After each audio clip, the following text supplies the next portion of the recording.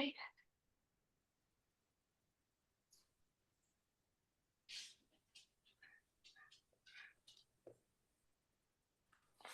Right.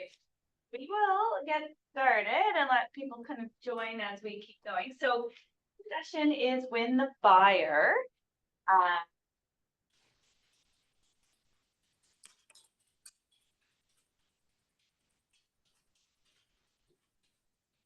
So this is the first session in the transaction side, which this is a good one. There's some good pieces to this. This whole section is really one of my favorite parts to teach because it gets into sort of the nuts and bolts of the transaction.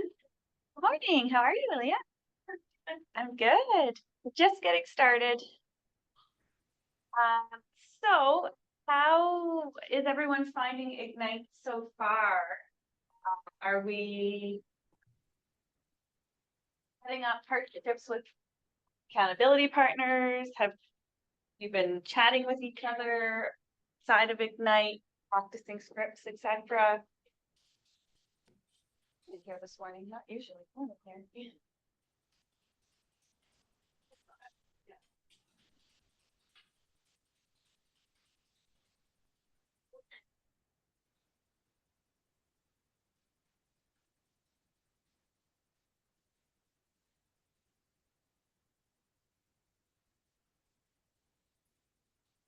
Feedback for me?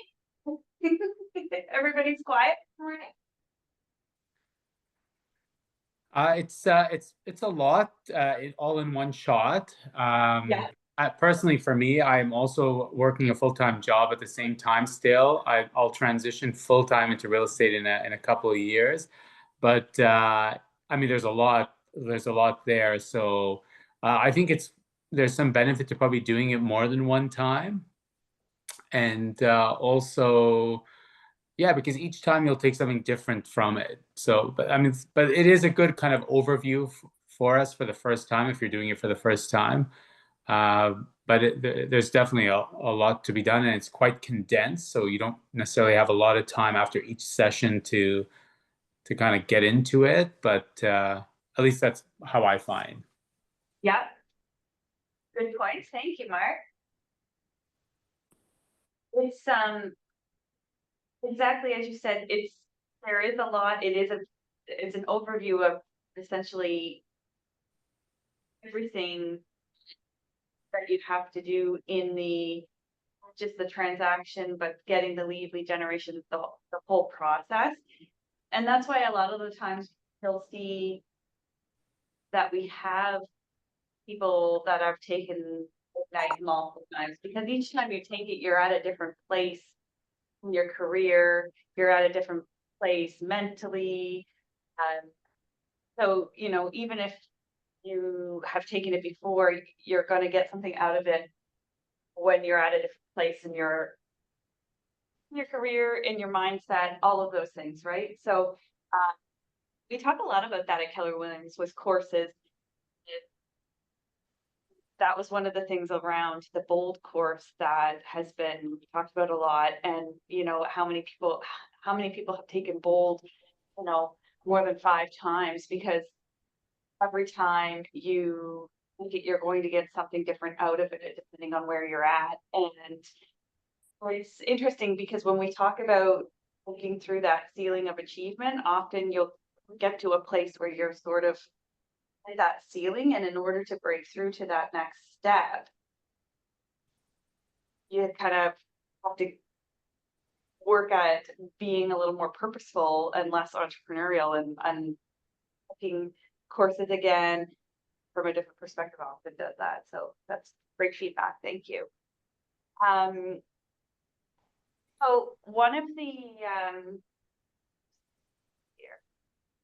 so you'll see in the transaction. So today we're doing Win the Buyer. Your next section is Win the Seller. Then we go into work with buyers and sellers, make, receive offers, negotiate offers, get to the close, and plan your future. As I said, the transaction section as a whole is my favorite section to teach because it really gets into the nuts and bolts of things. And to be a little more interactive, more activities, more conversations, which I find, you know, the material is fantastic, but when we have conversations and dialogue, finds that feedback I'm getting is people get more out of it that way. So, please participate because that also helps others in the class get something out of it, right? So a lot of the dialogue, you get some nuggets from questions or something that someone else has asked as we go through things. So, yeah, it's great. So one of the things that you would have covered in the last session was your unique value proposition. So this next stage for win the buyer and win the seller is going to build on that. So if you haven't worked on coming up with your unique value proposition, that's something that is important for you to come up with and also be able to communicate. And you'll see that as we go through this session today. So, as I said, we've covered lead generation. Obviously, it's lead follow-up, and then once we're into the transaction, that follow it up with the lead. Just goal. That's where we want you to end up. So, a lot of times you'll hear us talk about like an A buyer or a B buyer. So an A buyer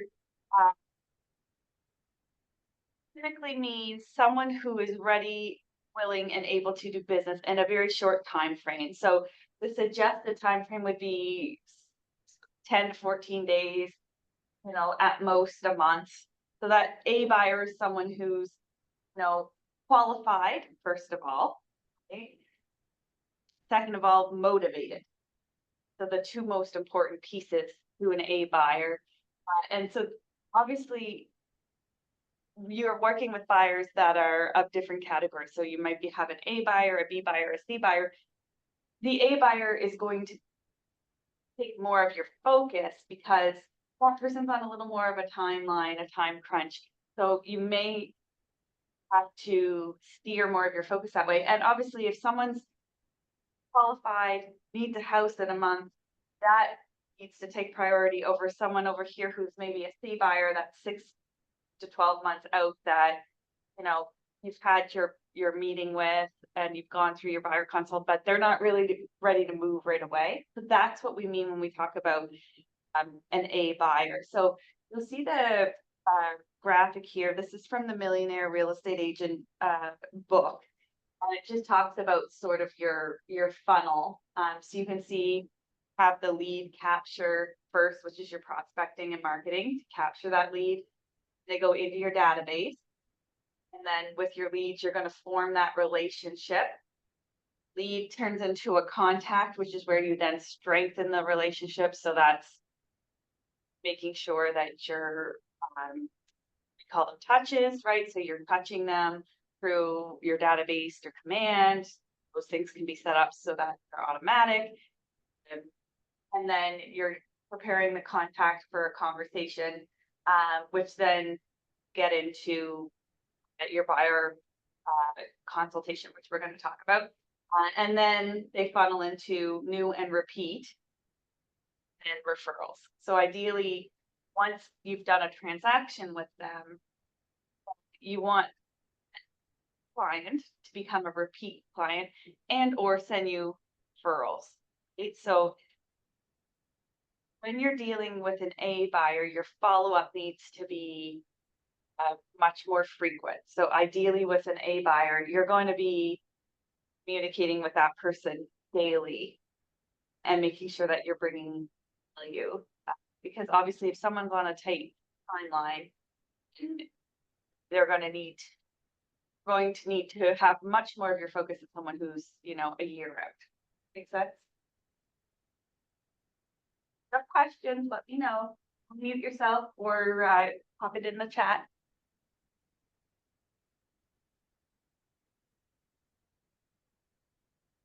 So the next thing we're going to talk about is the 7-step buyer service cycle. This is in your guide as well, and this is a model that has proven to be very successful when working with buyers. So as we talked about, first you have leads to appointments, which is your lead generation and follow-up. Then you prepare for your buyer consultation. So that's part of the transaction stage of Ignite, which is what we're going to talk about today. And then you have your buyer consultation. And then the next step is finding a home. So that's sort of they're outlining that as like a day 16 step of working with buyers and sellers, which is what you're going to do next. Then offer, negotiate the contract close, and then post-close systems. So it follows very methodically what you're going to do through the actual transaction process. So those of you who have done a transaction or done your first transaction, you can see that's timeline and it's very methodical. Ignite's following you and helping guide you through the steps. If you haven't done a transaction, the idea is to set you up so you know how to work through the steps, not only yourself, to make sure that you're guiding your client, your buyer client through the steps so that they know what to expect. That's important, is setting the expectation. So we're going to talk a little bit about converting your A buyers. So the first thing is an A buyer, you want to make sure, as I said, you're more on a time crunch. So you want to make sure you respond right away to lead inquiries. You want to get valid and complete contact information and save it to command, create an opportunity. So like complete information, name, address, phone number, email address, source where they came from, right? You want to make sure that you can complete that contact entry and command as much as possible. Determine their motivation to buy so you can speak to it. This is very important, what their motivation is. And then set the appointment, the time and date for as soon as possible. Now, this next piece, we recommend, if it's possible, to meet in the market center. Part of that is around safety. The other part of that is around, the professional presentation.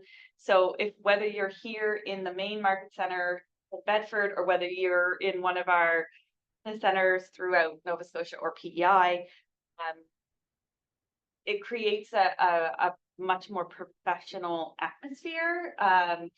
If you're not able to do that, if you're meeting buyer client that you've never met before, our recommendation is that you would meet them in a public space.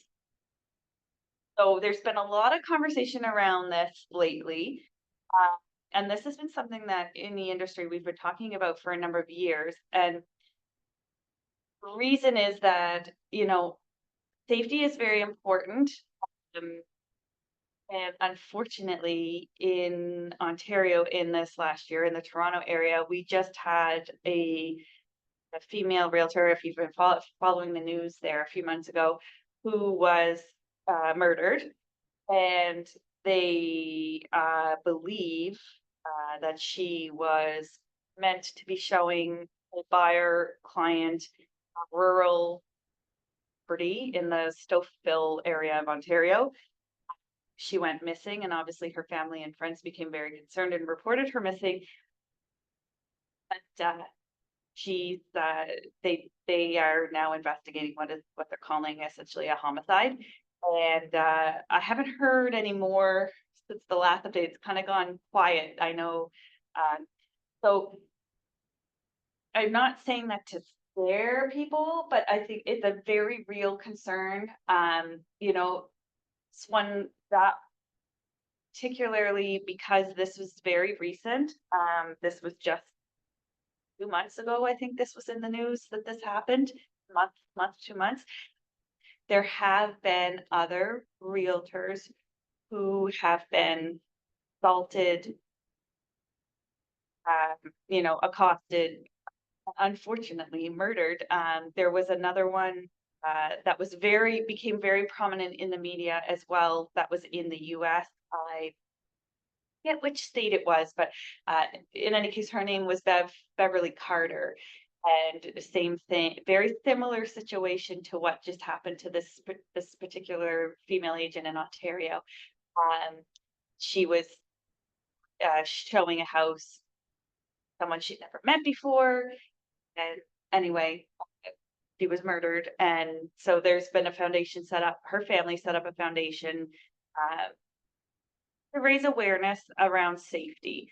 So, and it's interesting because I think in Maritimes especially, we're very trusting. So, if someone calls you up and says like, oh, I was recommended to you by such and such, or I saw your ad online, or, however they see you, because your name starts to get out there publicly. Um, if you don't know the person, you haven't met the person before, and then you just run off to show them a house, um, risky. It's very risky. It's not what we recommend you do. Really, and you're going to see that as we go through that today. The recommendation is that you start with your bio consultation, ideally in office. And if you can't do it in the office, do it in another public space. Local coffee shops are another great spot, because you're in a public place, but it's, there's a place where you can sit down at a table and have a conversation. When you're doing a buyer consultation, you're not already in an agency relationship with them, so you're not writing the offer and having to worry about people hearing you, right? You're going through your buyer consultation, and so just please, please, please, please, um, be very aware. We have had safety training classes here in the past. We've had police officers come in. In light of what just happened in Ontario, we are working on bringing another safety training course back in. Just some general tips, reminders.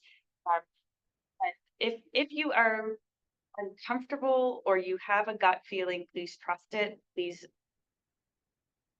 make sure you meet someone you don't know in a public space or in the office.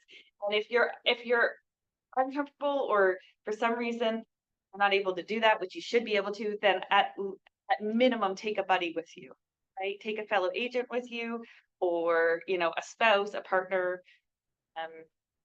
because it's not worth risk. And there's been a lot of discussion in the industry since what just happened in Ontario, that we should be setting that standard for ourselves, that we don't just jump and run and meet someone without properly vetting them first. And that's important, because I think everybody's safety is paramount, and we need to make sure that we're thinking about it, and we're aware of it, and we're supporting each other on that. So, I know some agents have even said, if they both meet me in the office, I won't take them. Feels that that's the rule. It's a great rule to have.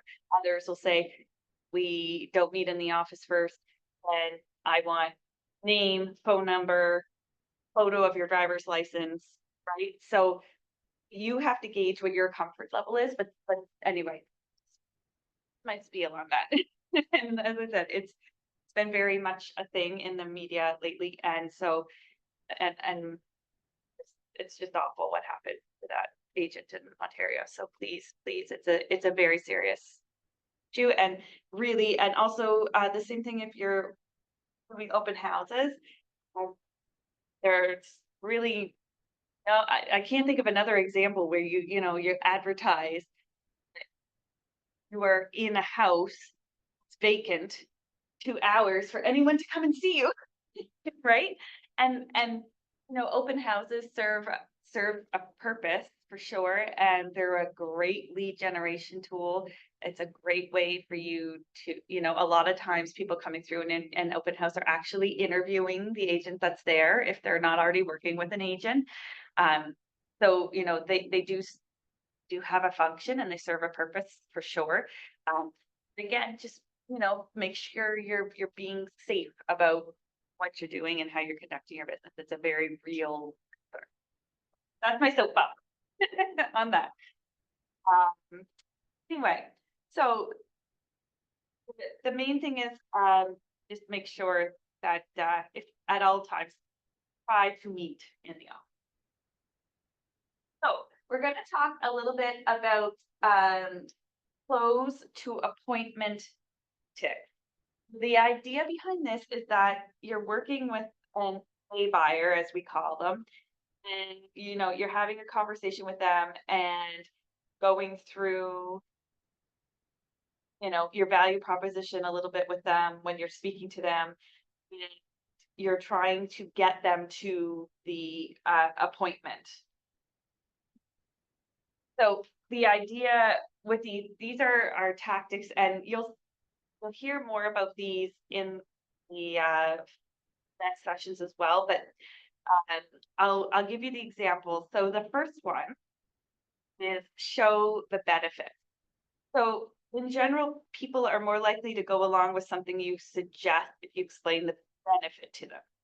So the idea is you would say to the buyer, if spending 30 minutes with me could save you hours of time and thousands of dollars in your home search, would that be a benefit to you?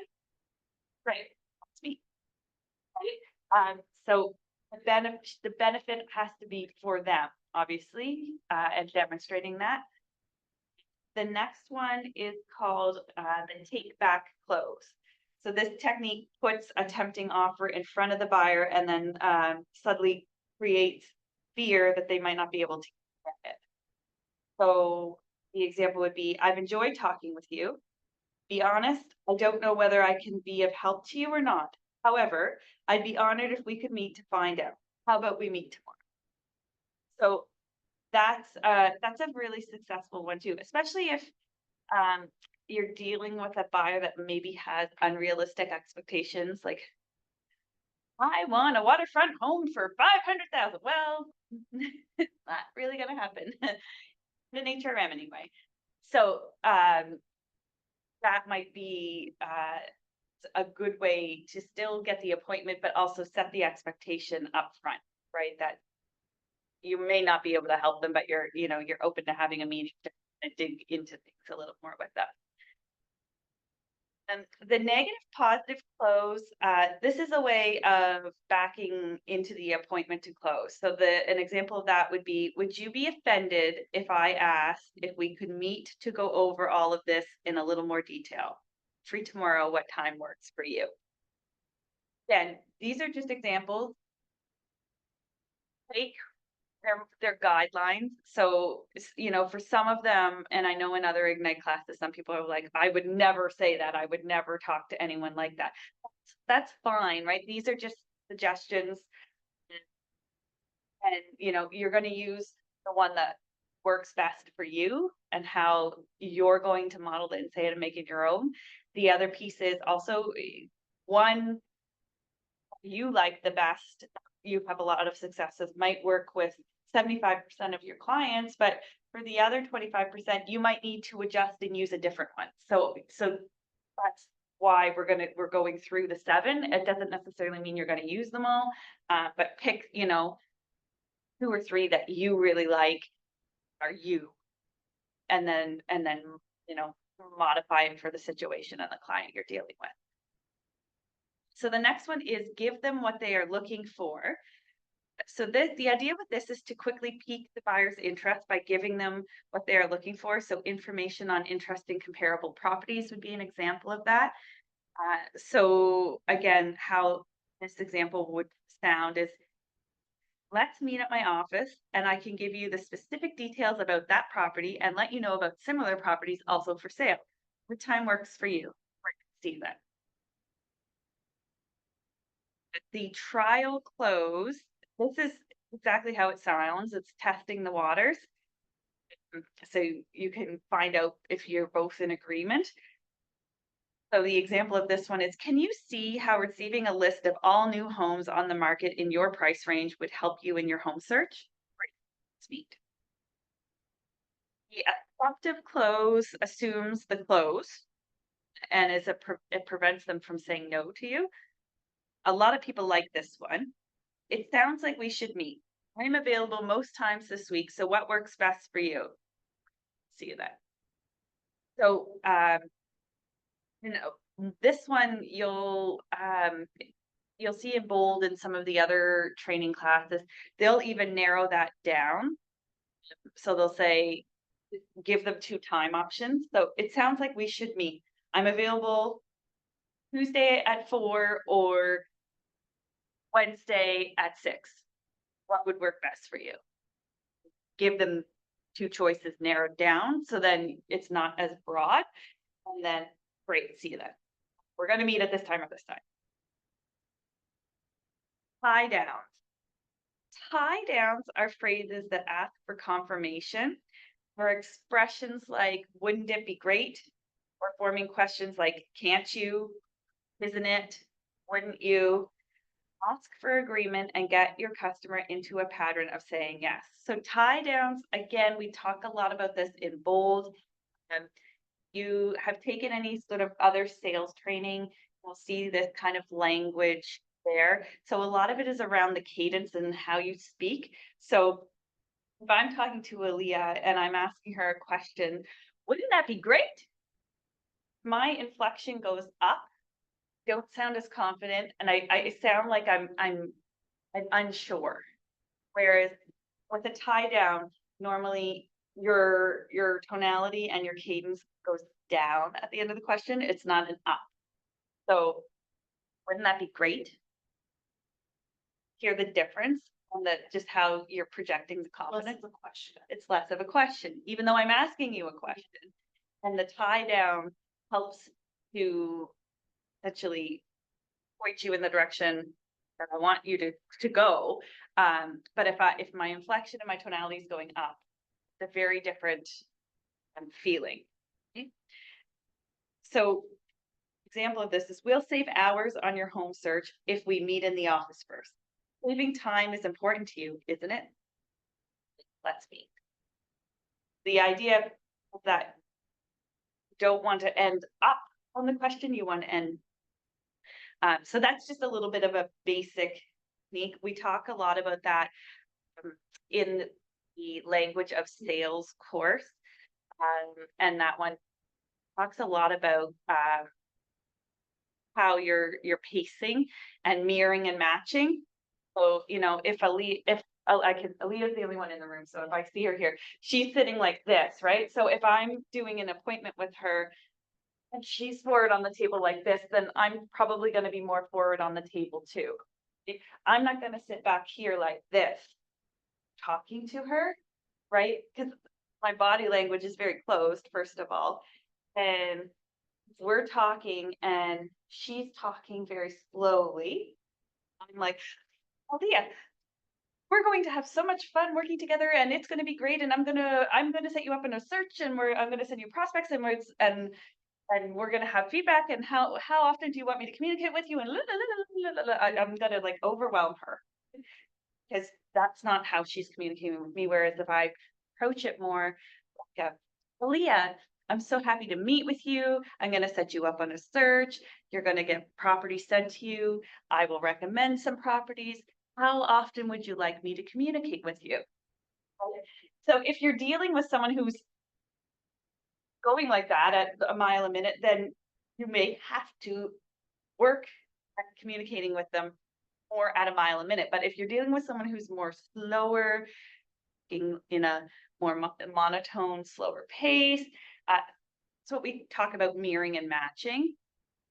It's not that you're copying them, but it's adjusting your speech or adjusting your demeanor, right?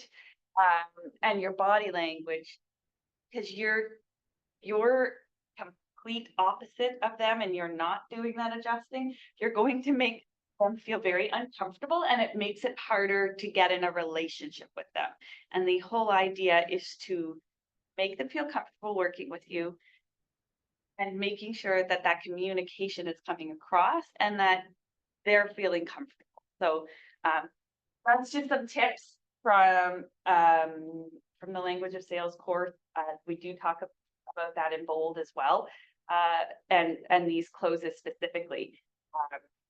So just keep that in mind when you're using the close tactics. Melissa, can I throw something in here? Yeah. I just wanted to mention also, with how multicultural we've become here, which is great in my opinion. We're coming across cases a lot more frequently where we're dealing with people and English is not their first language. And I think it's really important to acknowledge that and adjust accordingly when you're meeting with people who don't speak English as a first language.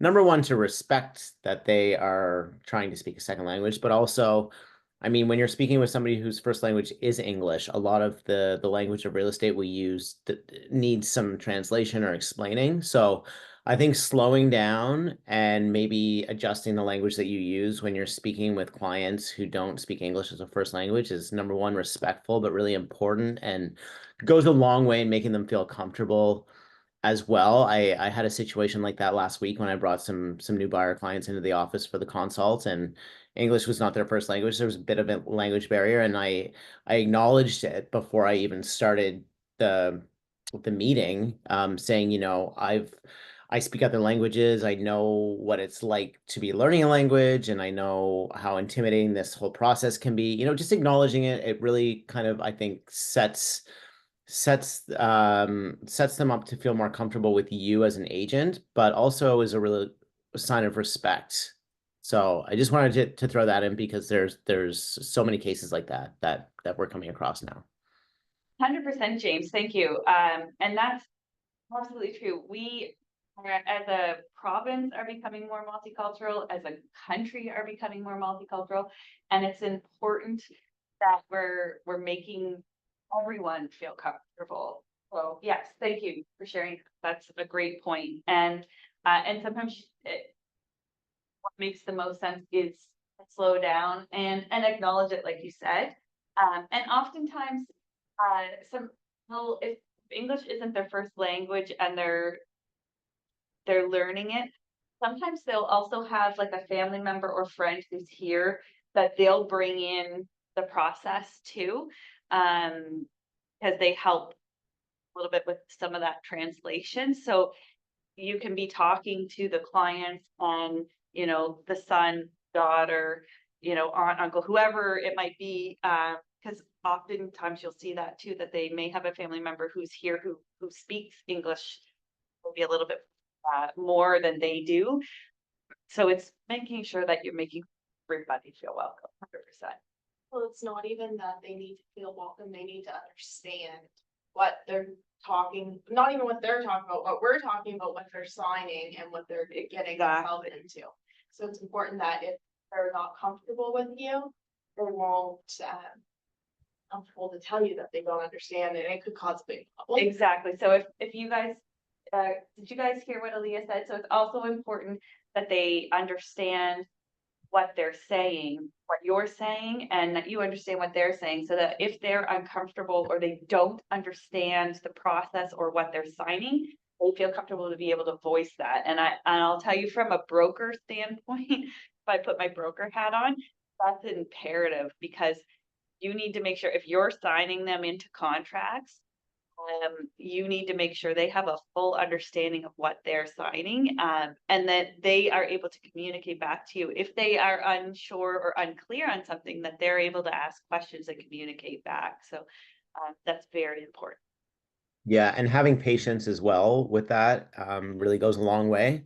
And emphasizing as well that it's okay to ask questions and you're there to make sure that they do understand everything. Again, it comes back to making them feel comfortable working with you, because not everybody's going to acknowledge that and make that effort. And just kind of elaborating a little bit on the story of the clients that I was meeting with last week, where English was a second language.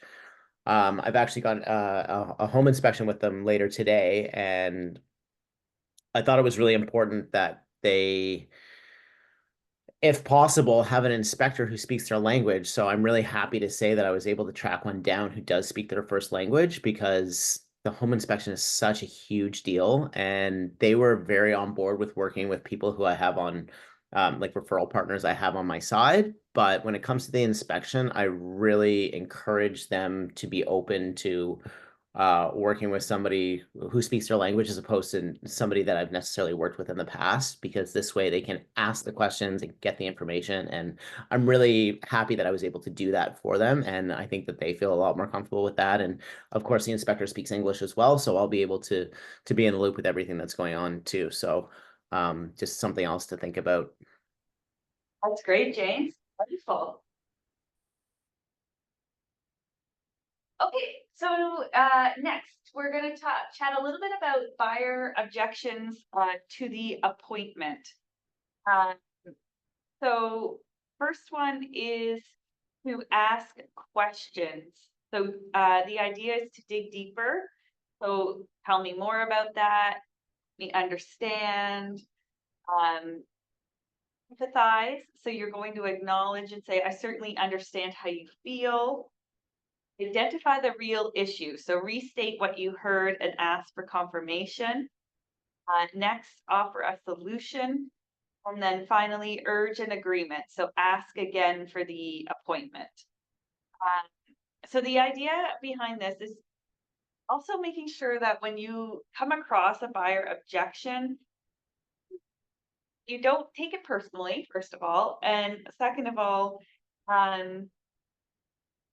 just because they're objecting doesn't mean it's a no. It often means it's a not yet or a not right now. And it's often because they don't have enough information. So if they're objecting to meeting, it's often because there are more questions they have that they need answered. So the idea is to questions and dig a little deeper so that you understand where the objection is coming from, and then you can help overcome it. So, a lot of times we talk about communication, and this is one of our Y4C2Ts in our belief system is communication, which is seek first to understand. So you want to make sure that communication is open, which is a perfect segue into what we just talked about. Next,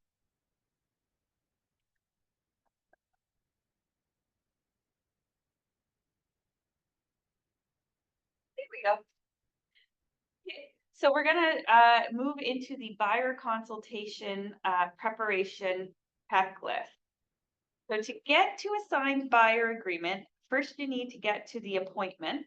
When you make an appointment with your doctor or dentist, they simply tell you the time and date as you head out of the office and expect you to show back up again at the right time. Right? So the idea is to follow up and manage the appointment. So the first thing is to confirm the appointment date and time. Next is to confirm the location. Then you want to ensure all decision makers attend and are present. Complete your buyer guide. Prepare the meeting space, whether it's in person or virtual, because sometimes, if you're dealing with buyer client who's out of province or out of country, you're going to have to do that virtually. So it might be a Zoom meeting, and then review the lead sheet.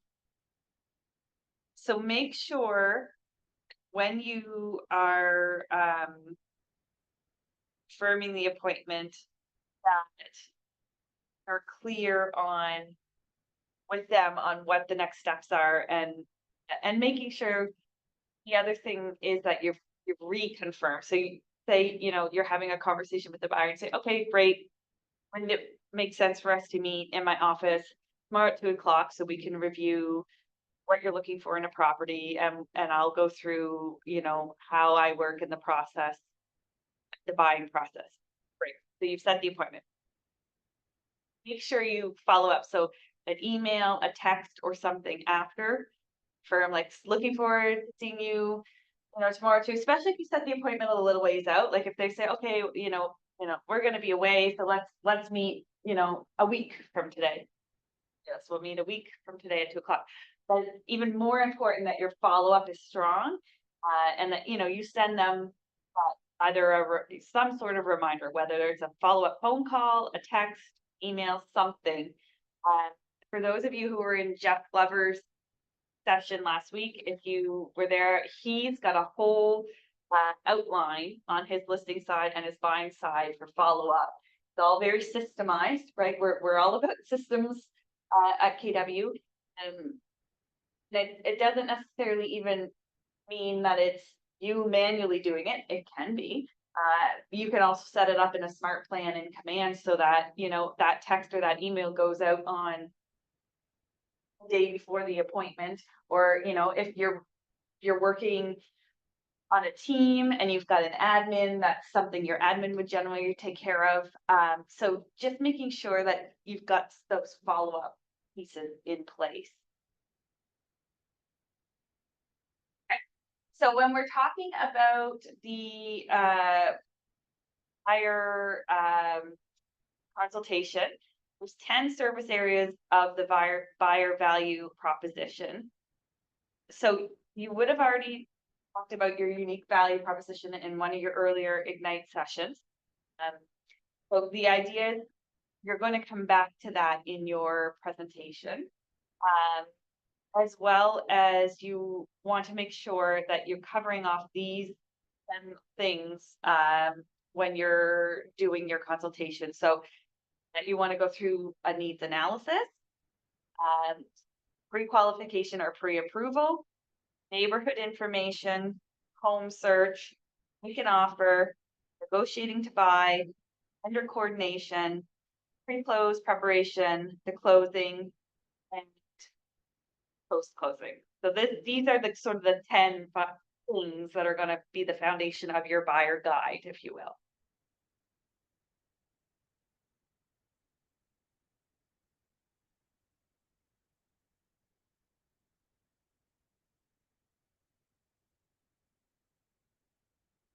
I went to the very end. Here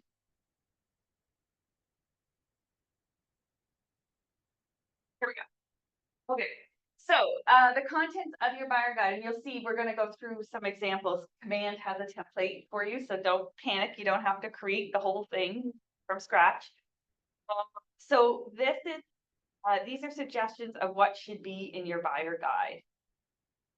So you've got a welcome letter, timelines of the buying process, the home search process, how to access your KW app, an introduction, value proposition, pledge of quality or bio, reasons to buy a home, local market analysis with price ranges and trends, financial worksheet, items required for loan application, mistakes to avoid, buyer questionnaire, buyer representation agreement, formal contract, making an offer, closing on a home, inspections, agency disclosure, service providers, local attractions, maps with names of neighborhoods and postal codes, school information, utility guide, moving tips, testimonials about Keller Williams, and facts. So that's a very comprehensive list.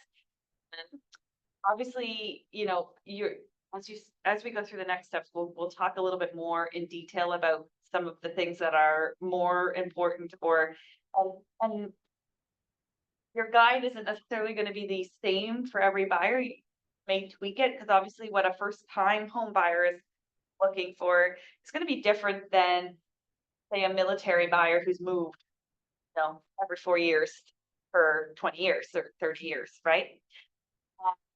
But the idea is that your presentation is going to demonstrate what you're going to do. It gives you credibility with the buyer. And the other piece to it is that it helps clearly set out expectations so they know what to expect in the process and what you're going to do, which is very important. So as I said, in Command, you'll find the buyer guide. That's a screenshot of it right there, your guide to home ownership, everything you need to know about buying a home. You can customize it and actually put the client's name on it. You can also, obviously, you'll customize it to your own marketing. So if you've got your own logo or things like that, you can add that. You'll see on the screen, like you'll have the KW Select logo, your logo. If you're on a team, your team name and your team logo. this is a template, right? So you don't have to use it all. You don't have to use it word for word. It's actually better for you to customize it. You're going to add your own value proposition in there. You're going to add, things that are specific to buyer client you're working with. But this is a great thing if you don't have one already, if you don't have a buyer consultation package done. This is a great place to start and something to work on as homework through Ignite to make sure that you've got something presented. Now, you'll find some agents like to have physical paper hand the client. Others do this online and do it all on laptop or iPad. They'll do like a digital presentation. Some will email it out beforehand. So you'll get comfortable in how you like to work, whether you like to, present them with the physical, like printed, pretty paper package versus a pretty digital package, right? There's no right or wrong. It's all in what you're comfortable with. And sometimes it's going to come down to what your client is more adapted to that client, is what I'm trying to say. Because obviously, if you're dealing with someone who may not be as technically savvy, you might be dealing with a couple who are seniors and maybe aren't techie, and so maybe a paper version makes more sense. Whereas if you're dealing with first-time home buyers who are like very techie, an online version they make. This is the table of content. So this is just an example of, like I said, the one on command. Other things that you should look at for this, and you'll see, I'm not going to read that to you. You guys can see it. It's all in command as well. The other thing you want to look at also is local stats often are very helpful. So grabbing those from MLS. So your Paragon, go to Paragon and grab stats, especially if they're looking for a specific area. Can customize that part of the presentation and put stats for that particular area in there. So you might look at, what are the days on market in that area? The average sales price in that area? The months of inventory in that area. So all of those factors that come in to give you a picture what the market is doing, and certain areas can be more specific in, like, if you narrow it down. I guess what I'm trying to say is if you funnel it down into that specific area, what's going on in the market there might be different than the overall county or district. So that is very helpful, and it also demonstrates your knowledge, ability, etc. Another thing to consider into your package. So the first page obviously is going to set the tone, which you'll see, and talks about, obviously their needs come first, and you're looking to make sure that covering off what their needs are. And that's the whole point of the relationship, is to make sure that you're following through on, helping them find a home that's going to suit them and what their needs and wants are. The next part is the preference profile. So this is really good because these are great questions for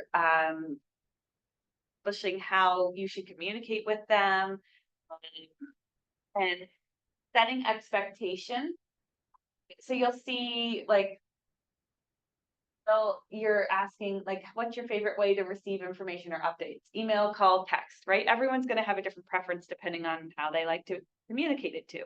So it's an important thing for you to know. If you've got a client that hates text messaging and all you're doing is texting them, that's not the best way to communicate with them, and not the best way to kind of build that relationship and keep it going. So making sure you're asking that.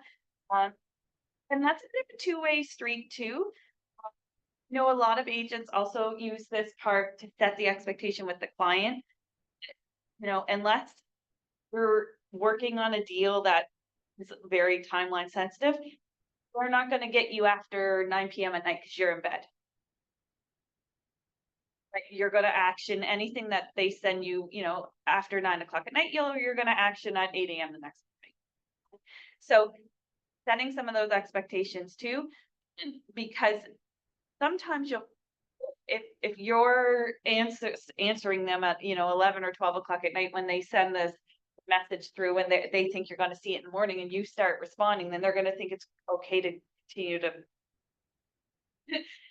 do that, and that behavior will continue. So sometimes it's important to set the expectations on both sides, and I'll leave that at that. Very self-explanatory.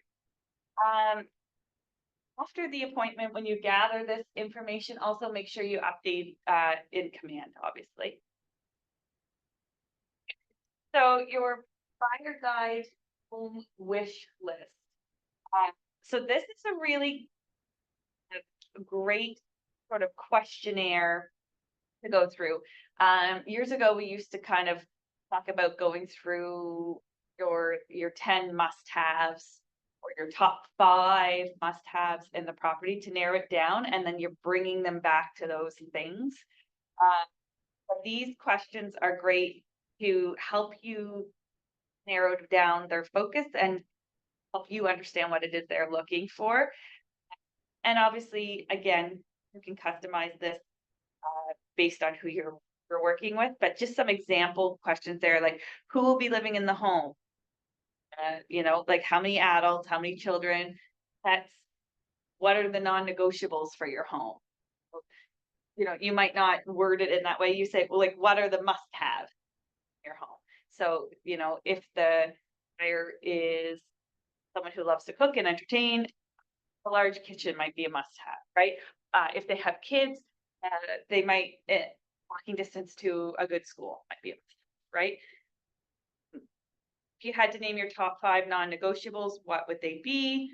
Beyond your top 5 needs, what is something you really need? So again, it's narrowing it down to 5 to get them focused, right? That's the idea behind that.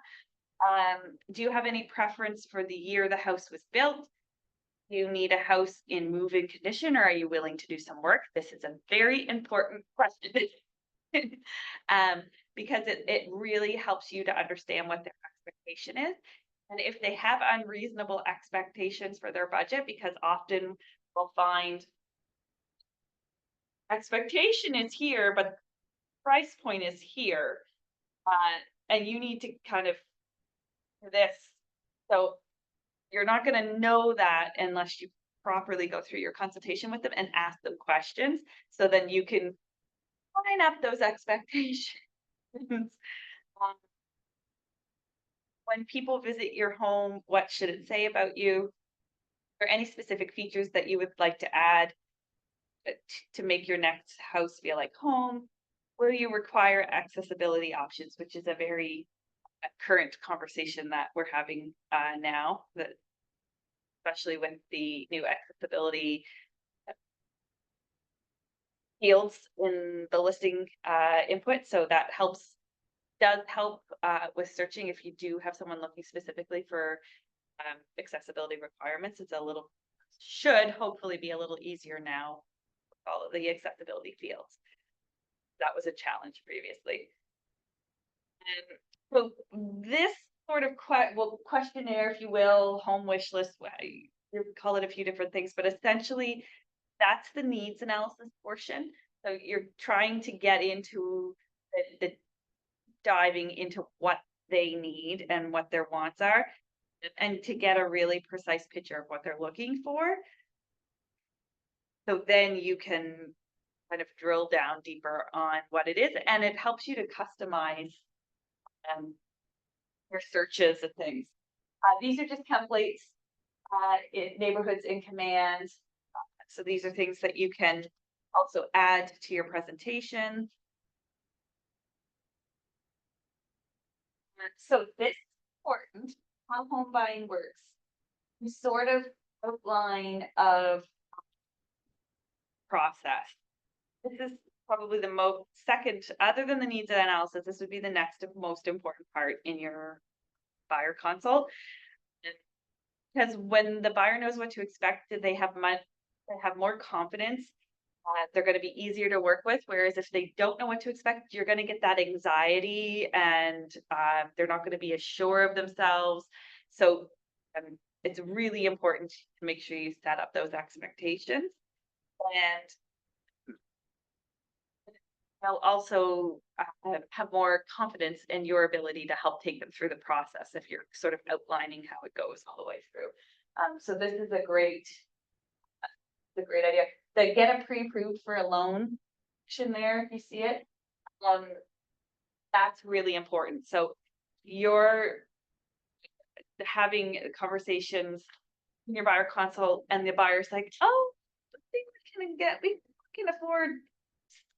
You say, like, have you been pre-approved? Have you met with a mortgage broker? Have you talked to your bank? And they say, just no. Okay, great. In order for us to move forward into the next step, really need to start the process of actually getting a pre-approval, because pre-approval starts the process for a final approval, and it makes it so much easier. So that if we find a house you want to offer on, and you've already got your pre-approval in place, you've got that first step completed, and we can communicate that to the other agent, which is going to help make your offer more appealing to the seller, because we can say you've got a pre-approval, so it will be easier for you to get a final approval because you've already done all the legwork to do a pre-approval. Side note also, when it comes to pre-approval, for financial institutions, consider a pre-approval differently. So what I mean by that is pre-approvals have a lot of, we'll say, an asterisk on it. So there's a lot of caveats to it, meaning that pre-approval is more of a guide. It's better than no pre-approval. Whereas other financial institutions, if they give you a pre-approval, it's done. Like they're pulling credit reports, they're checking their ratios, their debt ratios, all of that. So just be mindful if they're using one of the big 5 banks, typically you're safer in your pre-approval being more firm.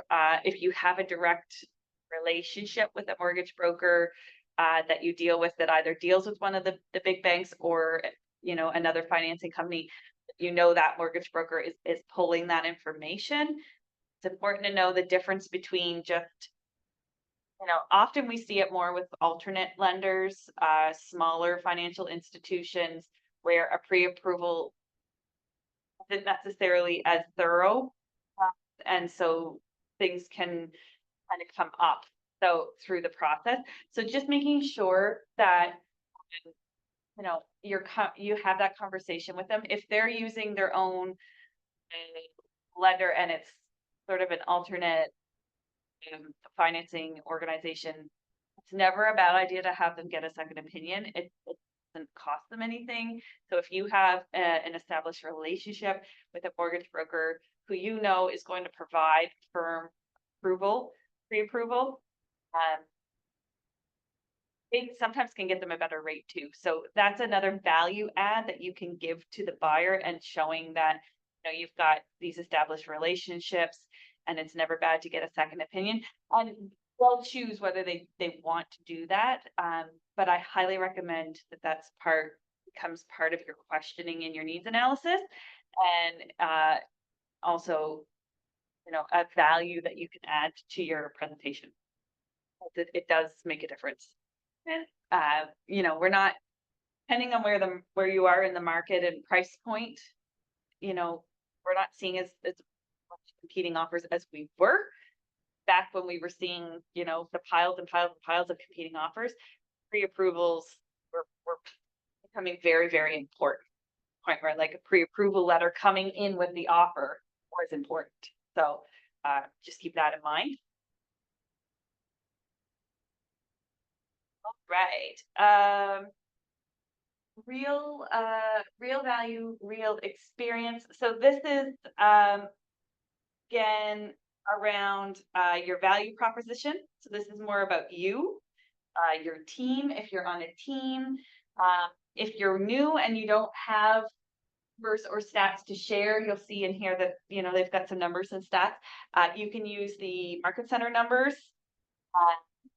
And it's a great spot to kind of highlight what your value proposition is.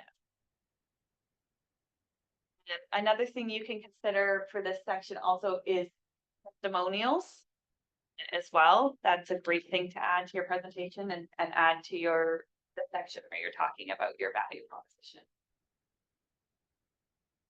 So preparing for the consultation, so you're going to meet with them. Obviously, you want to make sure that you have they're printed or saved the presentation. You want to make sure that you're in the right mindset as well. It's very important that you go in with confidence, that you're open, you demonstrate you're caring, you're curious, want to help them. You're there to help. It's a win-win for both of you. So that is important as well. So this is an affirmation, and a lot of it is centered around positive thinking, and we talk a lot about this in the old course as well. It's very important to make sure that you're not only projecting confidence, but you're feeling that confidence as well. So this is a great one. So it's, I am knowledgeable and caring and the best agent for these clients. They will appreciate my expertise, preparation, and choose me to represent them as they buy a home. That's the idea. It's like, whether it's this affirmation or you have another affirmation, a mantra, whatever you want to call it, that you're also projecting that confidence and you're practicing that. So often people will talk a lot about gratitude. So whether you're journaling and you're, recording, 2 or 3 things that you're grateful for every day, and that you're setting up or starting your day with a positive affirmation, a positive mindset is very important, because you go into that buyer consultation, if you're in a negative mindset, they can sense that. So it's important to make sure that you're thinking positively. Excuse me.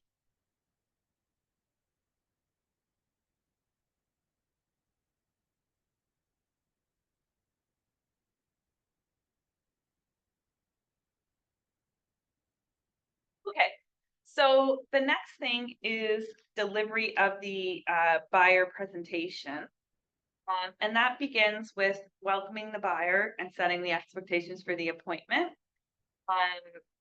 So you want to so an example of that conversation would be, Leah, thank you for letting me help you. My goal is to give you a 10+ customer experience. To do that, I'd like to get a clear idea of what you are looking for in your new home.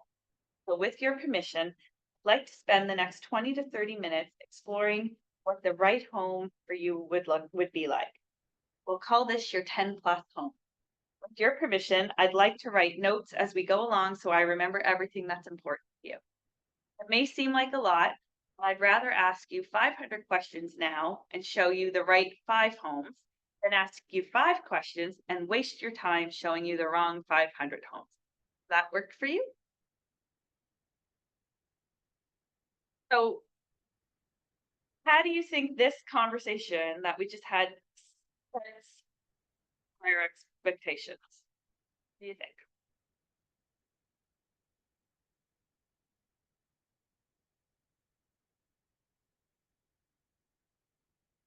Everybody's quiet today.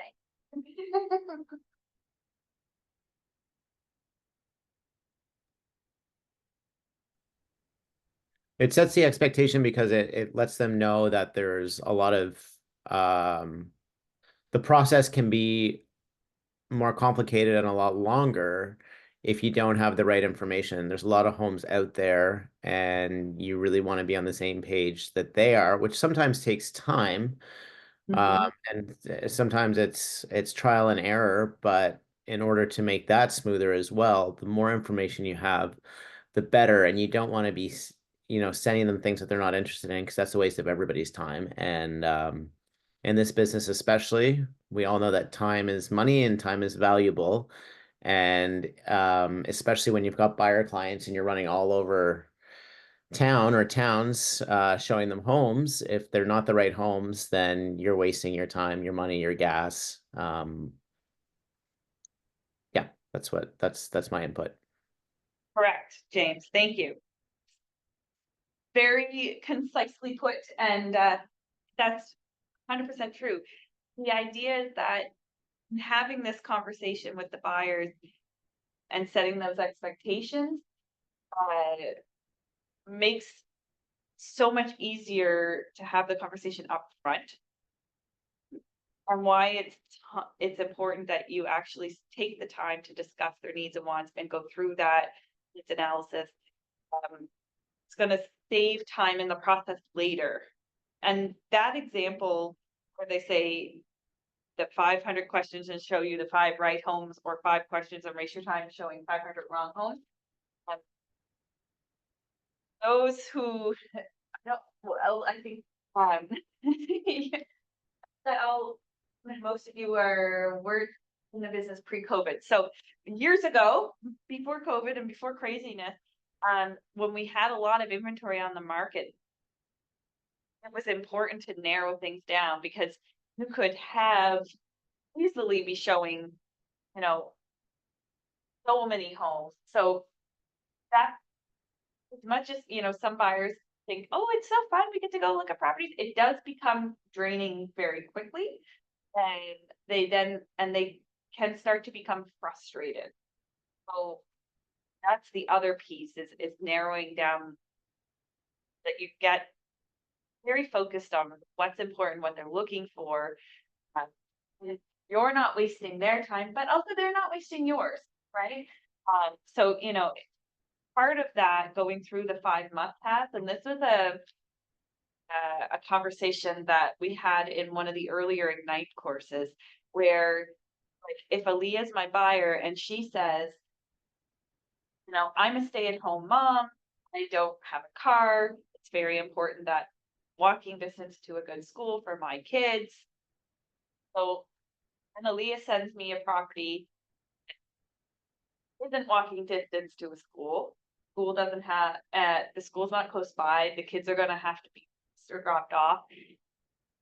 And she can't get anywhere from the house. Maybe there's no bus service, or maybe there's thing walkable. So she's going to be stuck. Well, that was in my consultation with her, that was very important.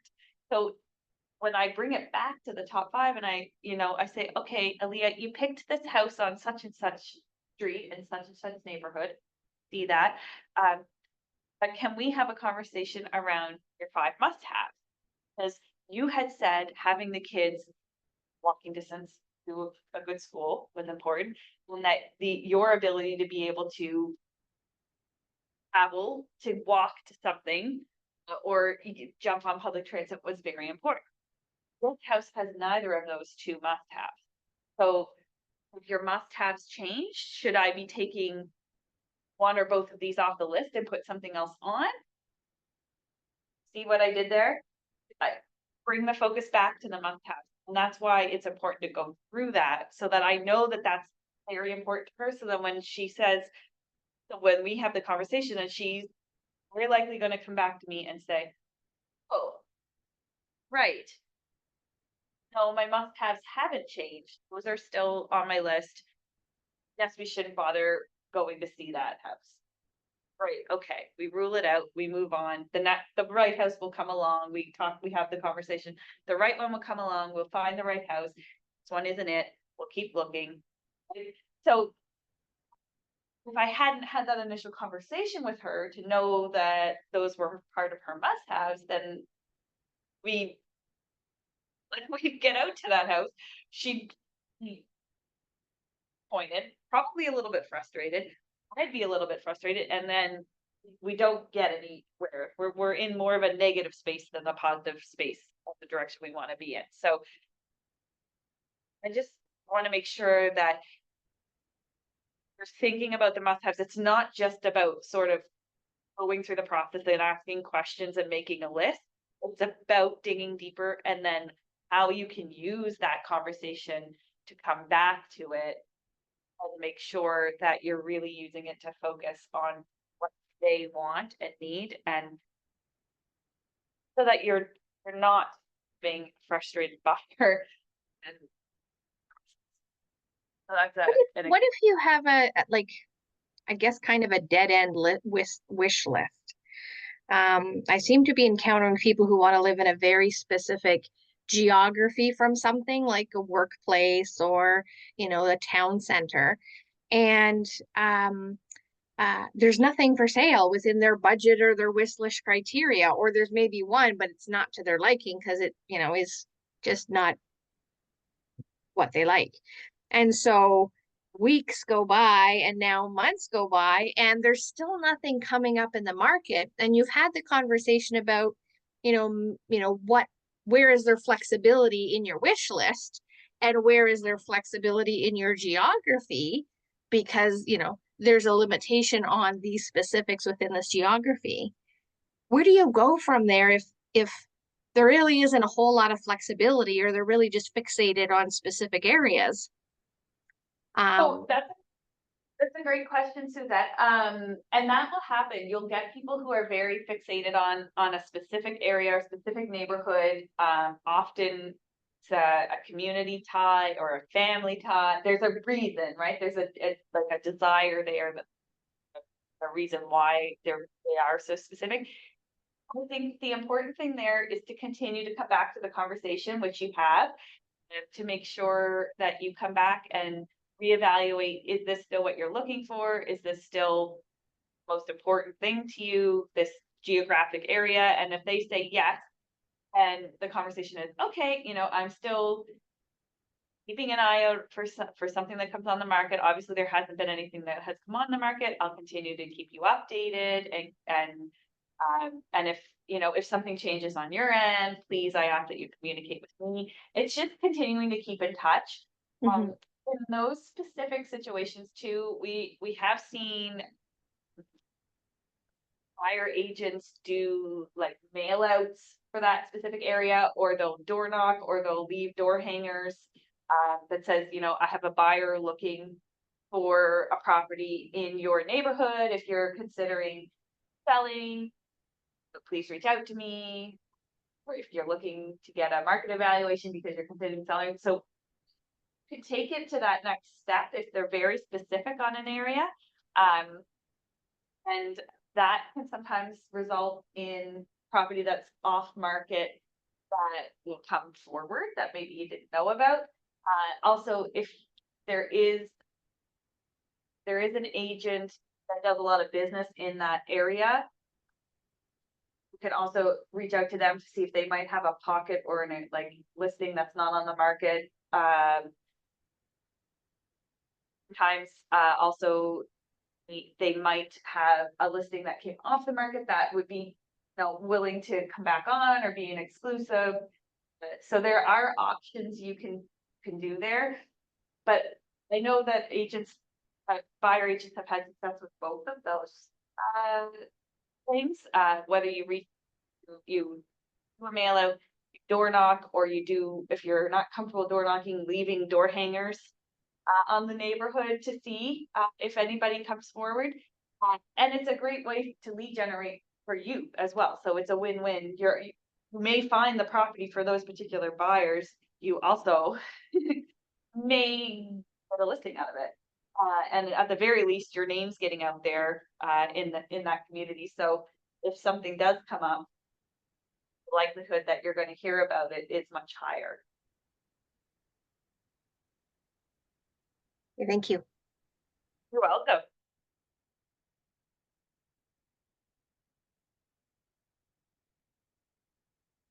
So, your home wish list. So a big part of your buyer consultation is filling out the needs analysis, which is what we talked about.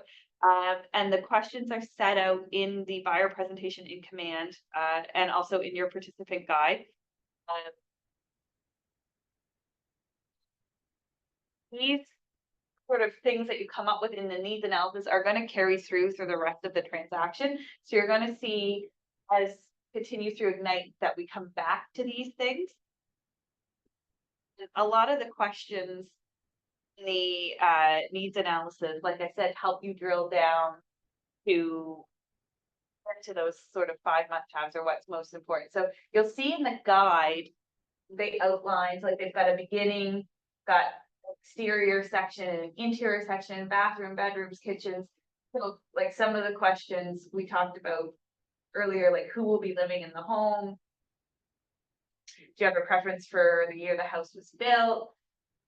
Those are all important, right? We talked about those. Exterior, you know, what are you looking for in terms of a garage, carport?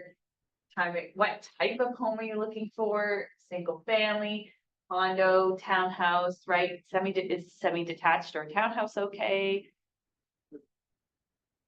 Then as far as interiors, you can get into more questions around floor plan for an open plan versus or like separated rooms, right? People tend to be one or the other, very extreme on that.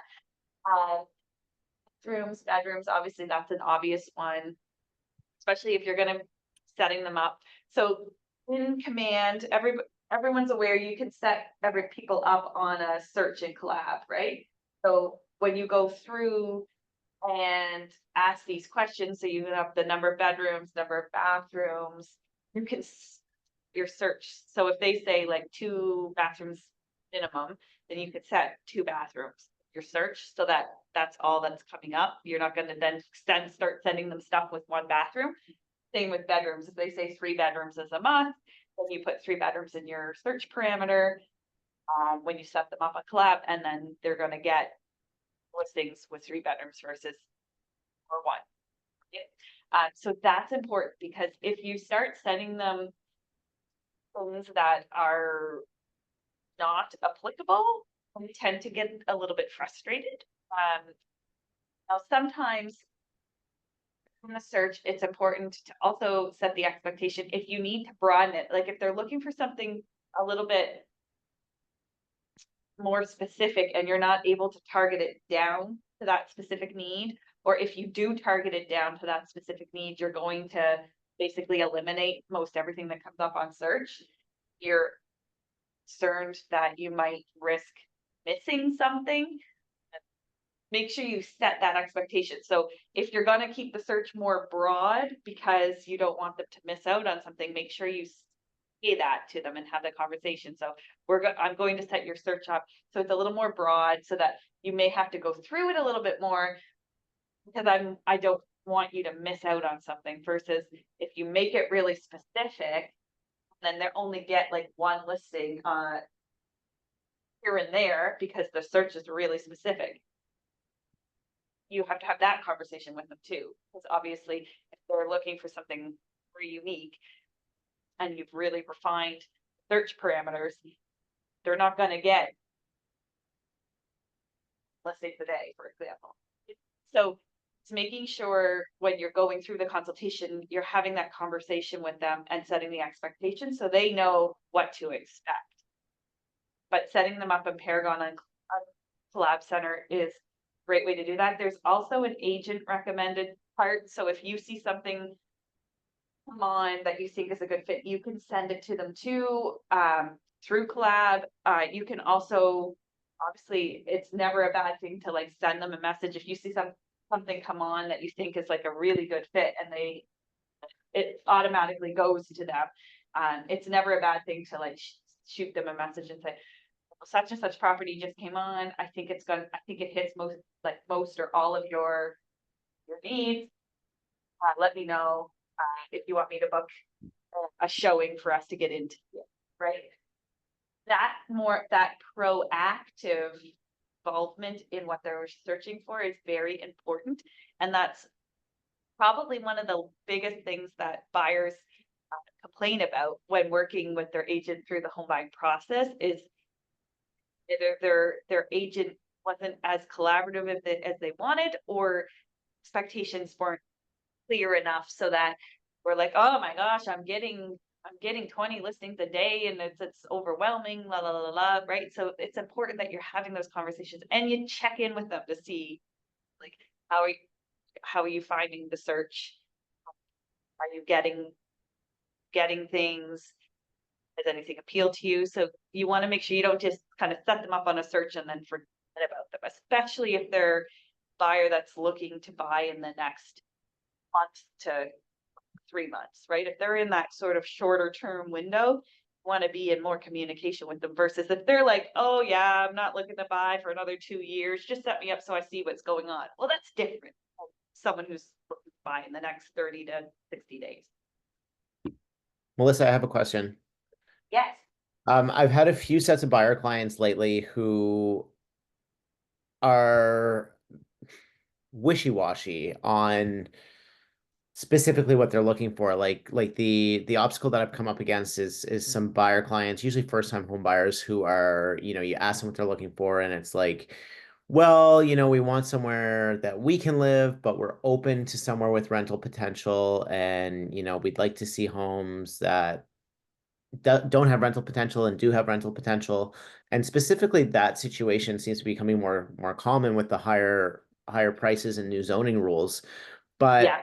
it's starting to become almost a red flag to me because I'm seeing that it can really add a lot of time to the process because they don't actually know what they're looking for. Is there a strategy that you have to kind of gently let them know that they need to figure out what they want? Good question. Yeah, and I agree. You're seeing more of that, I think, with the market the way it is now.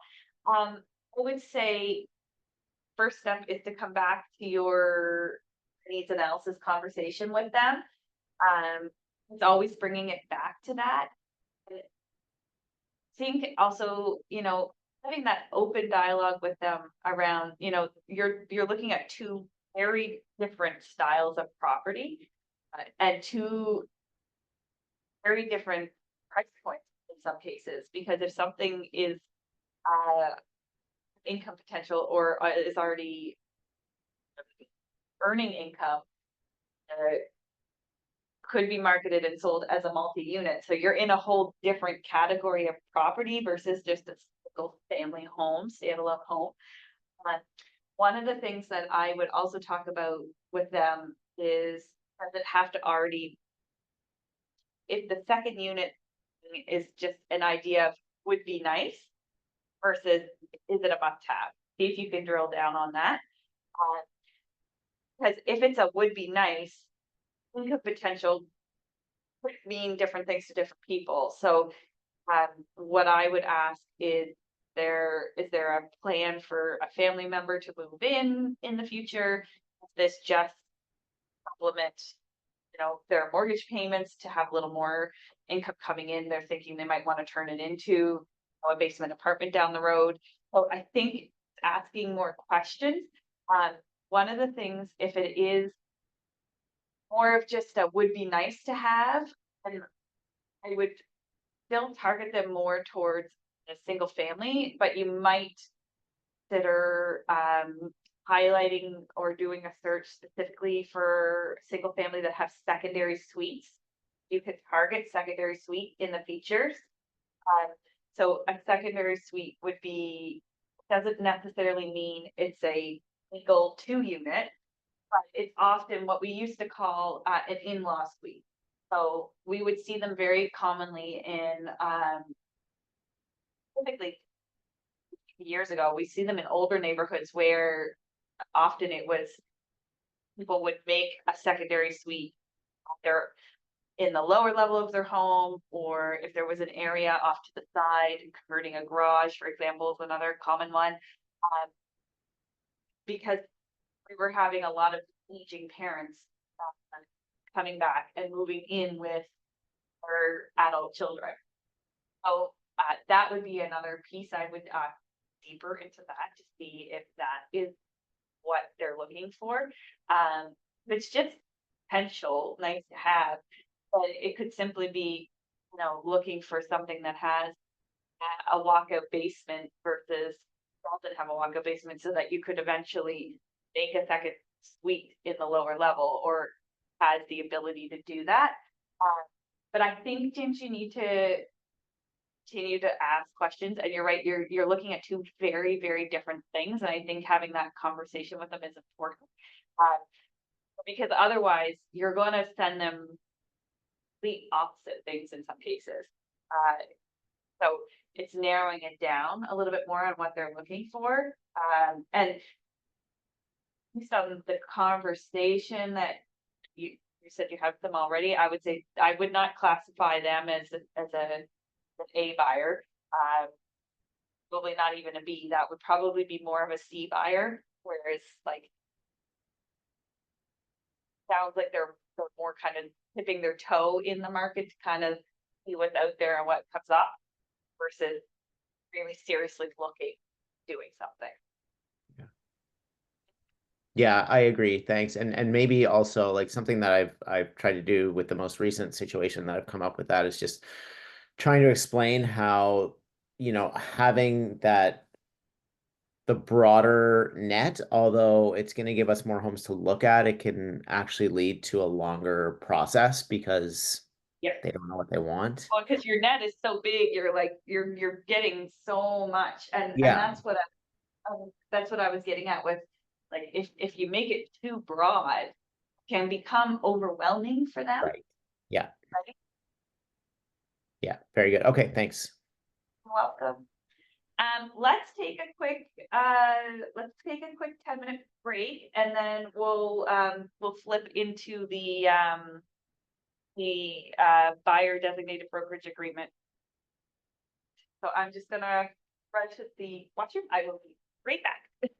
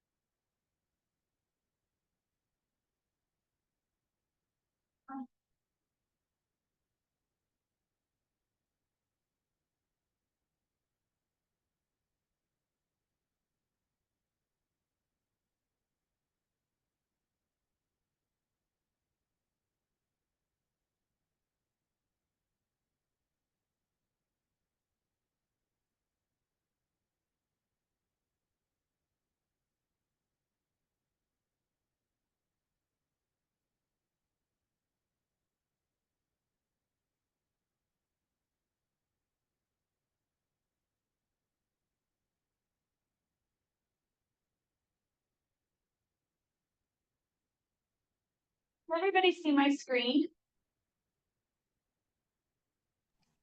Yes, we can. Okay, perfect.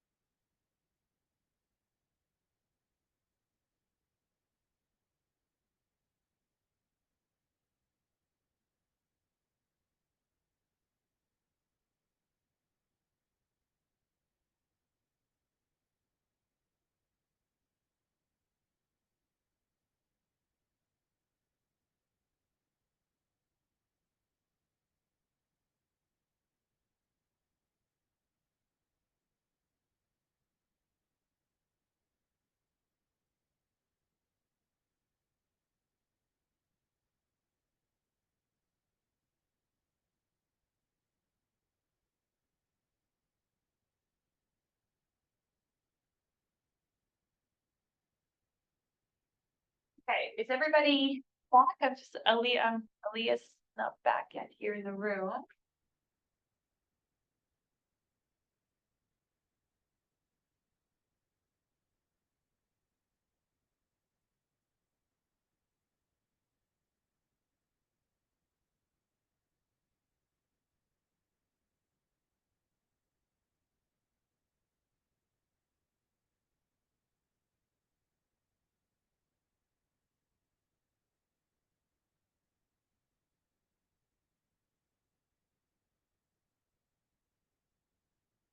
Okay, we'll jump back in.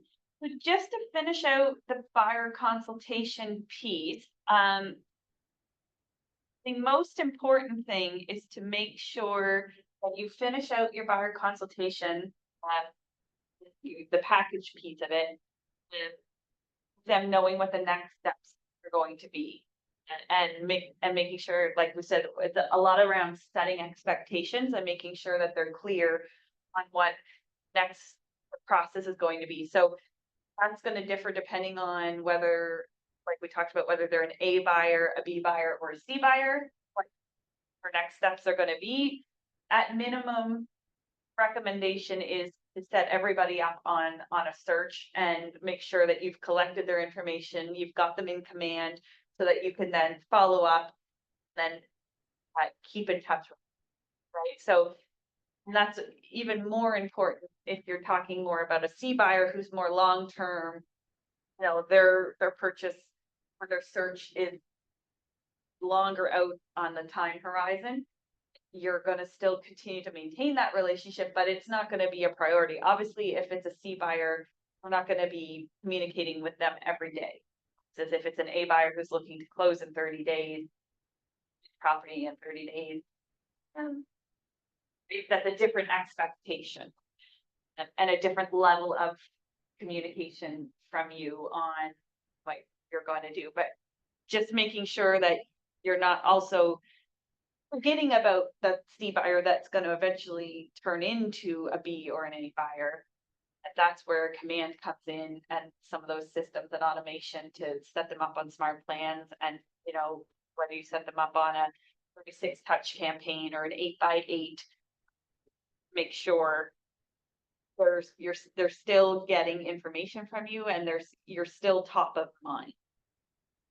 Sense to everybody? Okay. So the next piece I want to talk about, which sort of goes hand in hand with the buyer consultation, is the agency aspect of the buyer consultation. So we're going to talk about that next here. I think you have Anne or Susan, I can't remember which, one of the other brokers for working with buyers and sellers. They'll cover a little bit more around agency on that too. But this is an important element for us to talk about when we are talking about the buyer consultation, because obviously part we've just unpacked and gone through and dissected is very important. It's very important that you have a buyer consultation, that you do it, that you communicate with the buyer, and that you have a process that you follow, and that's part of your process, and setting those expectations. The second piece to that is the agency element to it. So there are differing opinions on when you should present your buyer designated brokerage agreement to your buyer client. Some agents feel very strongly it should be done as part of the buyer consultation. So that's why I wanted to speak about it in today's session, because there is a natural flow that if you do your buyer consultation like we just talked about, and then you flow right into your working with a realtor, your buyer designated brokerage agreement in the same day. Other agents prefer to do this as a separate meeting, or and you could do that as well. The main piece that I will say is, and we'll talk about this a little bit more in detail. Main piece I would say is the importance is that when it comes to agency, when you're starting to advise the client, you are in an agency relationship, and your paperwork needs to reflect that.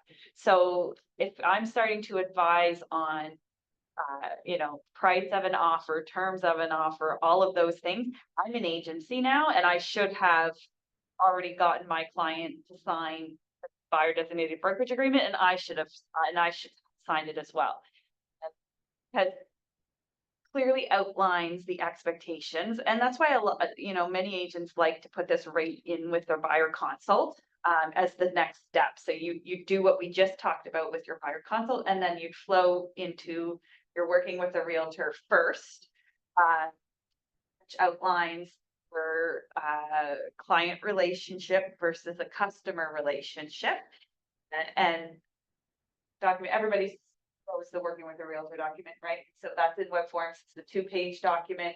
Every buyer or seller needs to sign the working with a realtor document before an offer is written or signed. And same with your buyer designated brokerage agreement. Call it BDBA for short. So if you hear us say BDBA, that's buyer designated brokerage agreement. That needs to be signed before an offer. You can't advise if you don't have the proper agency in place. So the nice tie-in is when you're doing your buyer consultation, a lot of it talks about your value proposition, what you're going to do for them, and there's a tie-in to your BDBA. So I just pulled it up so that you could see it real time. So obviously your buyer information is going to be here. This needs to be completed in full. And then the brokerage information here on the right. And then you have geographic area that the buyer is going to purchase in, so you fill that line in. There's no real right or wrong answer for how you do that. If they're looking, a lot of people will just resort to counties. So, you know, if they're looking in HRM, Halifax, you can put Halifax regional municipalities, they're looking in Hants. Some people put the province. So it's up to you. It depends on what the geographic area the buyer's looking in. Then the appointment of designated agent. So obviously that's where your name goes and your team name, if you're on a team. And then for buyer obligations, which is meaning that it's not working with any other designated agent. And then you have your effective dates. So typically, your effective date, if you're doing this same day as you're doing your consultation, you're gonna date it for that date. And then you'll expire it. So again, expiry, the blank you can fill in based on your comfort level, how you work, what the buyer is comfortable with also, because this is something you're both signing. Typically with an A buyer, if they're closing relatively quickly, might put 3 months. If they're an A or B buyer and it's a 6-month process that you're looking at, you could put 6 months. If they're a C buyer and you're thinking like this is going to be like a year out, you might put a year. I think that most common we see it's anywhere between 3 and 6 months, but again, no real right or wrong answer.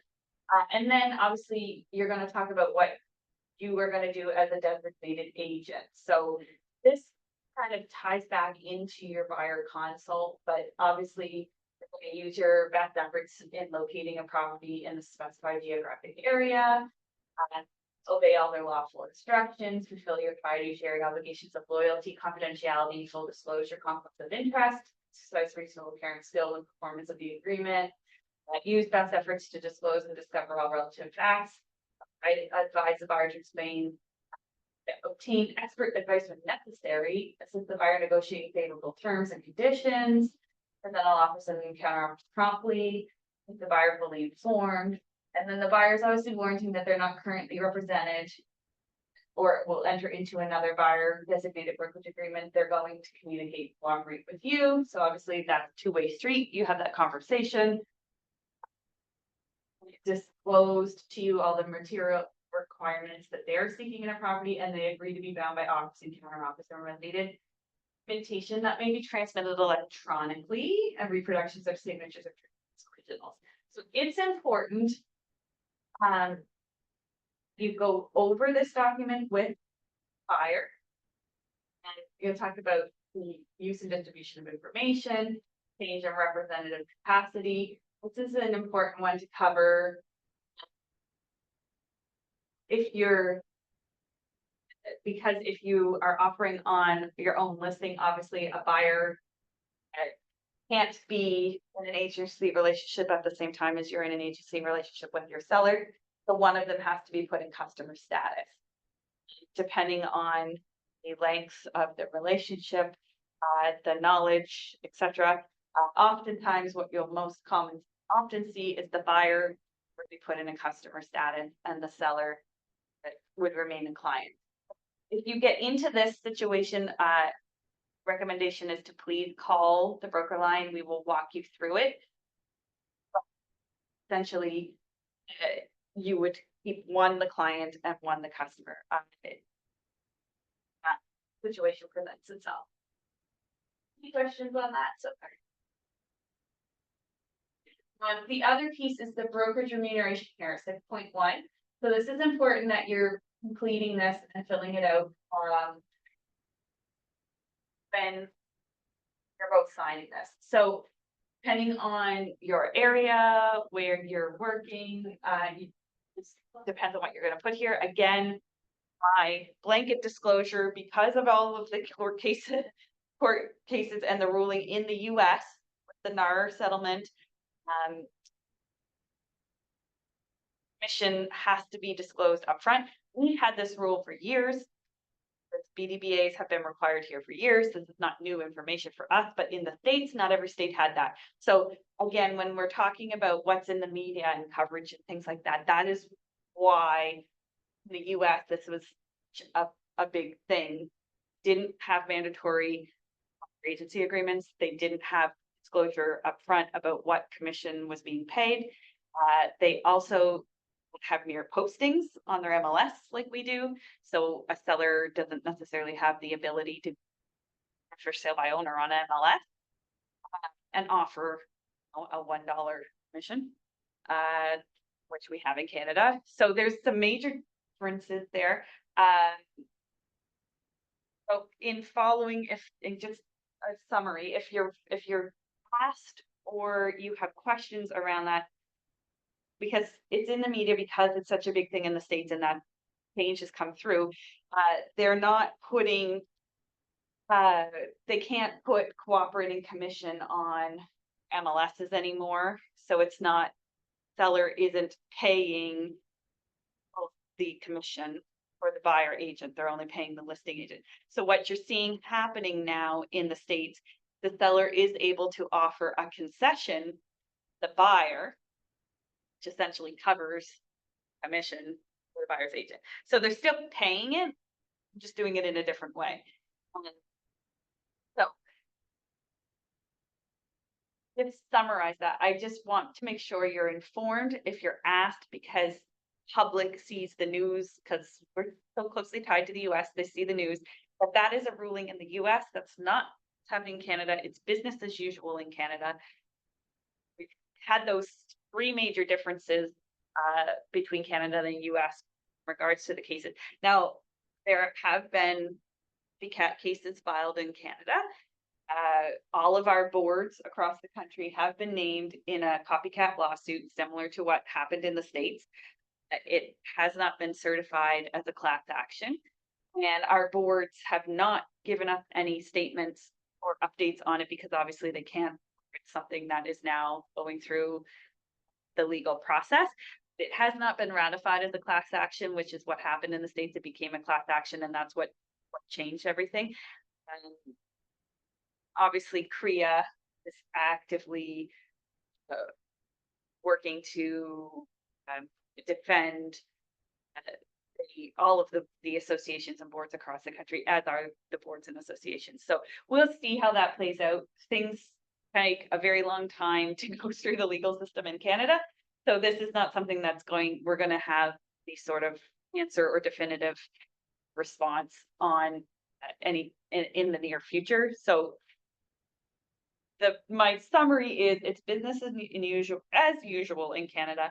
On the major differences between the two now, that in the States, they cannot have sellers offering commission on MLS. It's the main crux of it.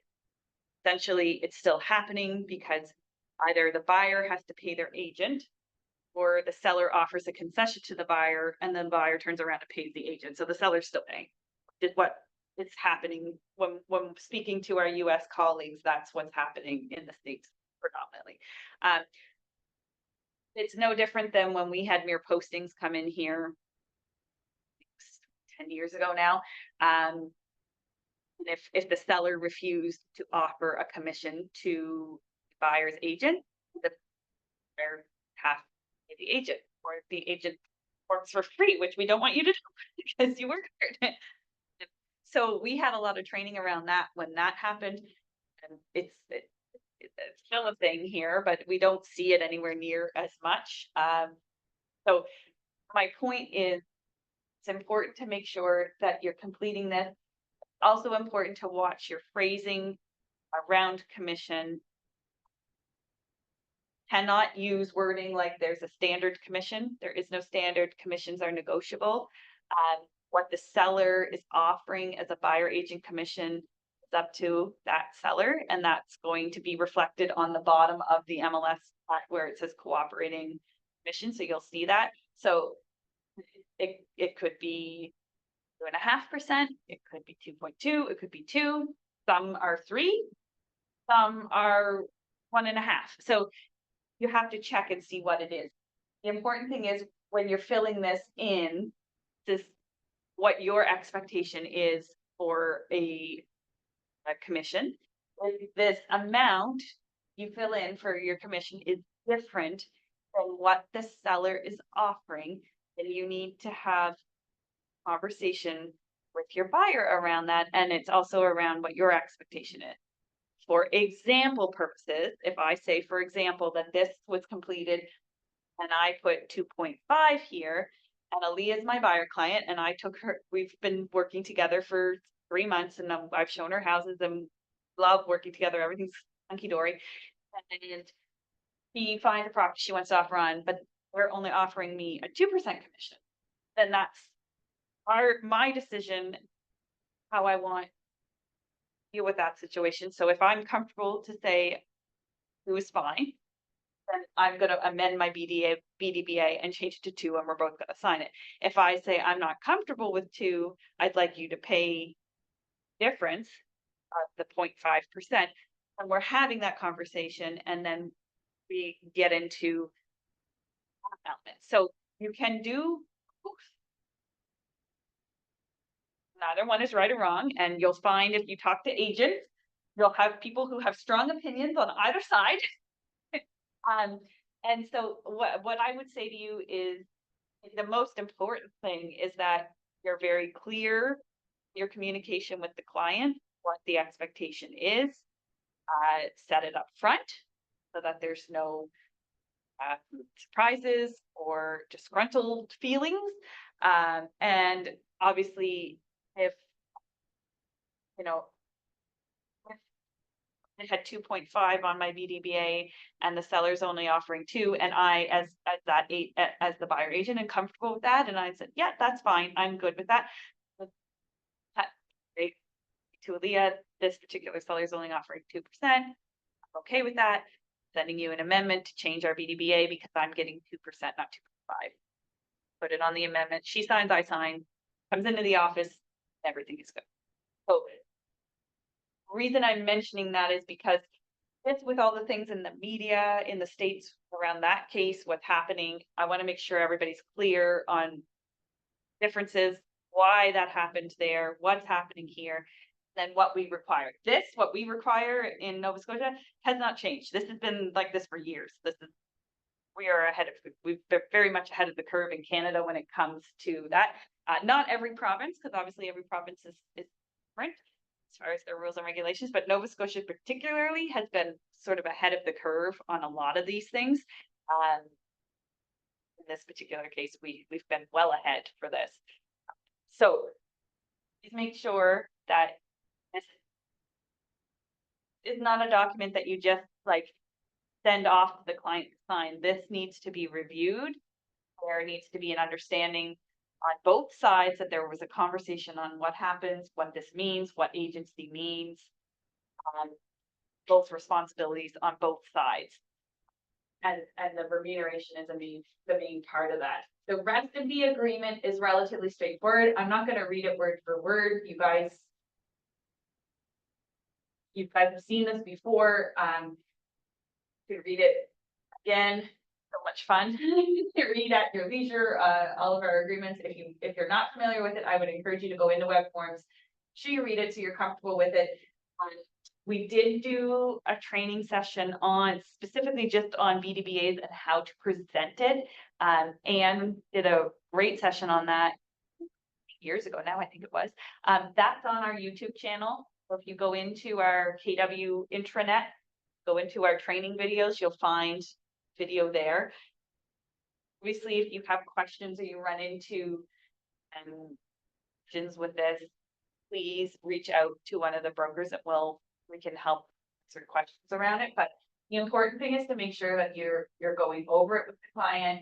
Obviously, the termination piece of it is important to also explain. The continuing duties, I'll just point out, just because this agreement was terminated does not mean that the confidentiality of the buyer stops. So if your agreement terminates, you are still bound to keep the confidentiality of that buyer-client relationship. And I'll obviously account for in any place in your possession. So you'll see, right, the buyer signs, you sign, and dated. One of the things I will point out in regards to this agreement particularly, is that it's important to make sure both sign on the effective date, signed. Can't sign before or after, so just make sure that both signing on the effective date, that it's dated, same, the dates match up. And making sure that you are using your buyer consultation, whether you choose to do it in that same appointment, you do your buyer consultation and flow right into the working with the realtor and the buyer designated brokerage agreement at the same meeting, or you set another meeting to go through that separately. It's a business choice. You could do it either way. All that we are saying from the broker perspective is that this document needs to be reviewed. It can't just be sent off to a client. It needs to be explained, and it absolutely must be signed before you start to the advice territory with the client and before they write an offer. That's my main point on that. Any questions around agency agreements, the process? Some people, I'll tell you, some agents don't, they said, don't like to do it all in the same meeting. They do a separate meeting for this. Sometimes I've heard the phrase, we'd like to date first. It's fine. If you don't want, if you do your buyer consultation meeting first, take them out, show them 2 or 3 properties to get a feel for if you like to work together, and then you do a second meeting to sign your BDBA, that's more than fine. Unless you're not getting into advising and, you know, offering and things like that. And that's perfectly okay. But can't be that you've worked with them and advising, and then next thing you know, you're offering and you didn't decide. It's where we have a problem, because then you've gotten yourself into agency without really documenting it. And this is one of those things that needs to be explained, and signing it and reviewing it shows that it was. Questions on that?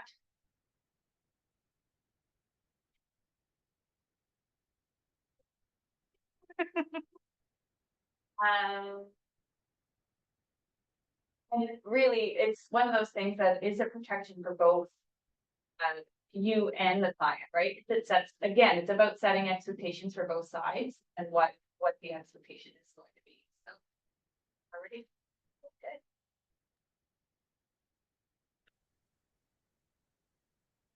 I've got a quick tip, Melissa. Yes. Make sure when you do have an accepted offer that your BDBA extends past the closing date, because that's another situation I came up against recently where my BDBA was valid when we got the accepted offer, but by the time closing came around, it had expired, which I did not realize. So just something to have a heads up for, guys. Keep track of when your documents expire and when you need to extend them. Thank you. I love that. That's a great reminder. Yes. And it's just a simple amendment, right? But if you're not keeping an eye on that expiry date, as you say, if it closes,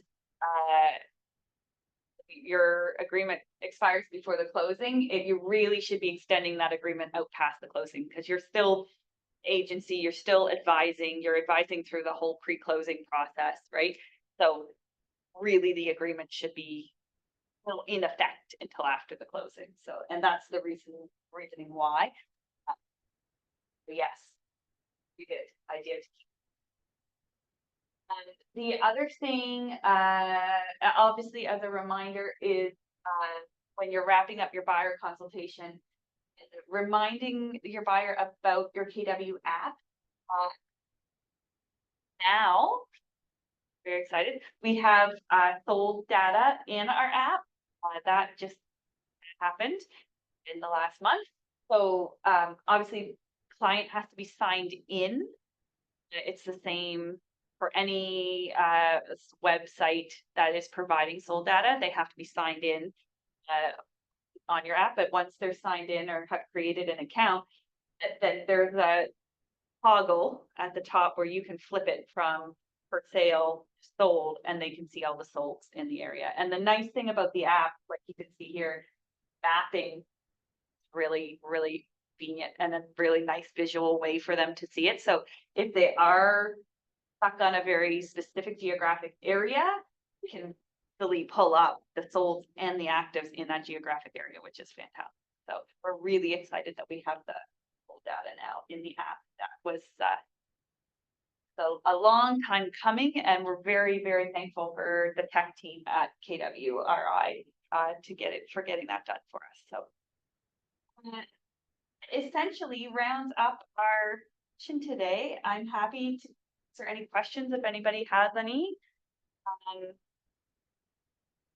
Yeah, your next session is going to be Win the Seller, which is a one too. So you're in for another, like I said, next grouping of sessions. It's fantastic for the transaction side.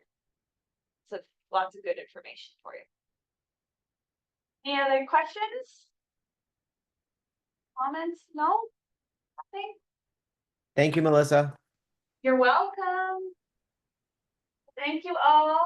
I appreciate you being here. Thank you for being part of Ignite. I hope that you got a lot out of today, and I am sure you will find the rest of the sessions very informative. So joy and everybody. Thanks, Melissa. Yeah, Thank thank you, you. Melissa. Thank Bye, you. You're everyone. welcome. You guys. Bye. Bye.